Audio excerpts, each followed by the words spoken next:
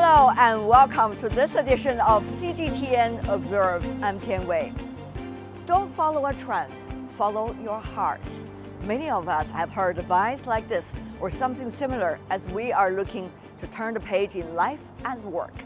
I wonder whether it is also true as a country is searching for its own new momentum. China just celebrated 40 years of reform and opening up. At the heart of China's success, many say, are the policies on reform and opening up. Here's an example. Over the past 4 decades, foreign investment has become a significant driving force in the rapidly growing Chinese economy. Until October 2018, almost 950,000 foreign companies, which have invested more than 2.1 trillion yuan in foreign capital, were registered here in this country. As the second largest economy in the world, China received record high direct investments in 2017, ranked just behind the United States. Even at the height of the trade dispute between China and the US, many foreign investors not only stayed in China, but also were even more committed to the business and market here. That is what opening up has done to China.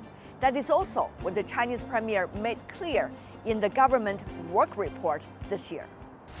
推动全方位对外开放，培育国际经济合作和竞争新优势。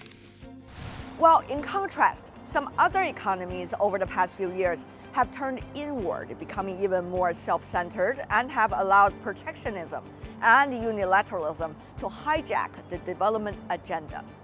At a critical juncture, the choices China have to make will not only decide the near-term economic prospect of this country, but also inevitably affect, as the second biggest economy and the largest developing economy, the direction of how businesses are done all over the world. With this in mind, people are taking a closer look at the current debate on the foreign investment law during the National People's Congress meeting. The draft streamlines the current foreign investment law by replacing the 3 existing ones for Chinese foreign joint ventures and wholly foreign-owned campaigns with a 5-year transition period.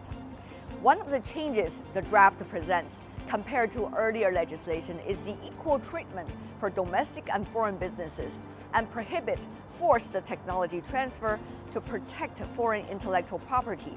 It also seeks to expand market access for foreign investors, and it aims at raising the predictability and transparency of foreign investment administration. The word from the ongoing NPC meeting is that it is aimed at improving the openness, transparency, and predictability of the investment environment and provide more effective legal protection for the formation of a new and more open system.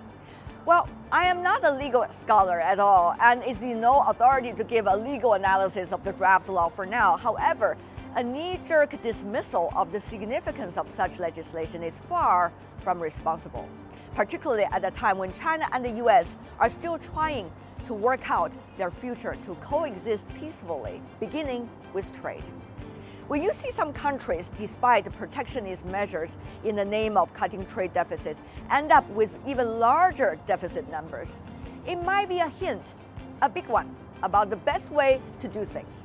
Don't follow a trend, particularly when common sense tells you it's wrong.